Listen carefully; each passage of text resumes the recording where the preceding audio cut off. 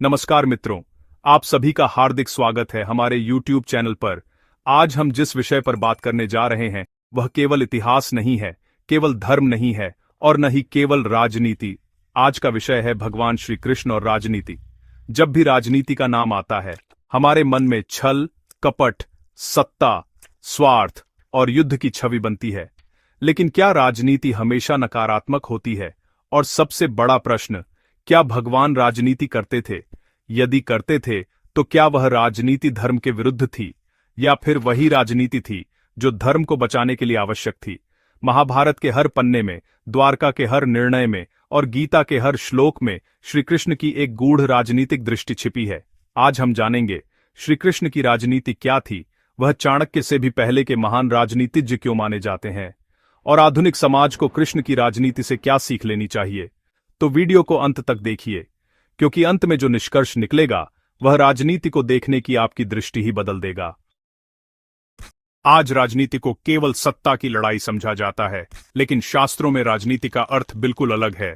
संस्कृत में राजनीति राजन और नीति अर्थात राजा या शासक की नीति। शास्त्रों के अनुसार राजनीति वह है जो समाज में धर्म, न्याय और संतुलन बनाए रखे। यह एक अत्यंत महत्वपूर्ण तथ्य है। श्री कृष्ण कभी राजा नहीं बने।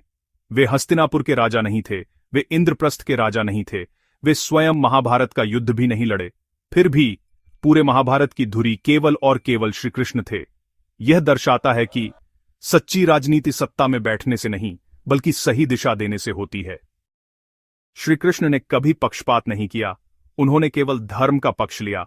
कौरव सत्ता में थे, संख्या में अधिक थे, लेकिन अधर्म पर आधारित थे। पांडव सत्ता से वंचित थे, संख्या में कम थे, लेकिन धर्म पर स्थित थे। श्री कृष्ण की राजनीति स्पष्ट थी, जहां धर्म है वहीं मेरा साथ है। यह राजनीति नहीं, धर्म आधारित कूटनीति थी। महाभारत का सबसे बड़ा प्रमाण, श्री कृष्ण युद्ध रोकने स्वयं हस्तिनापुर गए।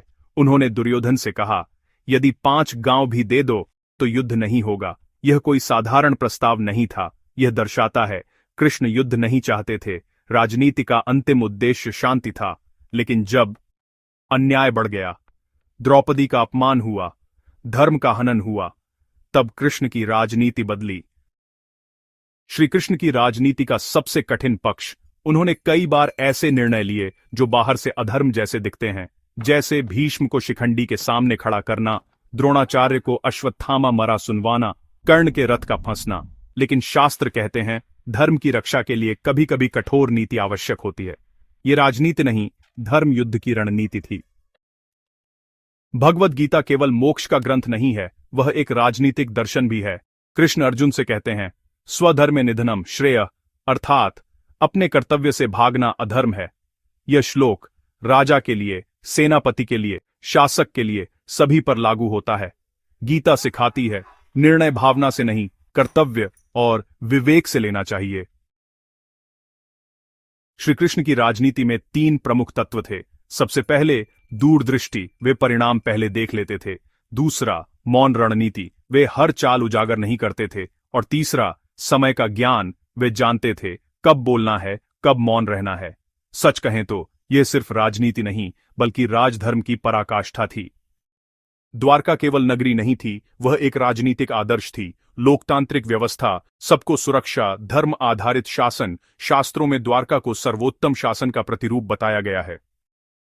आज की राजनीति सत्ता केंद्रित है, स्वार्थ आधारित है, लेकिन श्री कृष्ण की राजनीति समाज केंद्रित थी, धर्म आधारित थी। यदि आज के शासक कृष्ण की नीति अपनाए तो युद्ध कम होंगे, अन्याय घटेगा और समाज संतुलित होगा। श्री कृष्ण की राजनीति हमें सिखाती है, राजनीति गंदी नहीं होती। अधर्म से लड़ना राजनीति नहीं, बल्कि धर्म है। सत्ता नहीं, नीति महत्वपूर्ण है। शांति पहला विकल्प है, लेकिन धर्म की रक्षा अंतिम लक्ष्य है। मित्रों, श्री कृष्ण कोई साधारण राजनीतिज्ञ नहीं थे। वे राजनीति के माध्यम से धर्म को जीवित रखने वाले एक दिव्य मार्गदर्शक थे। आज जब राजनीति बदनाम हो चुकी है, तब हमें श्री कृष्ण की राजनीति को फिर से समझने की आवश्यकता है। यदि आपको यह वीडियो पसंद आया हो तो कृपया लाइक करें, शेयर करें और चैनल को सब्सक्राइब करें। आपका समर्थन हमें ऐसे ही शास्त्र संगत और गूढ़ विषय लाने की प्रेरणा देता है। धन्यवाद। जय श्री कृष्ण।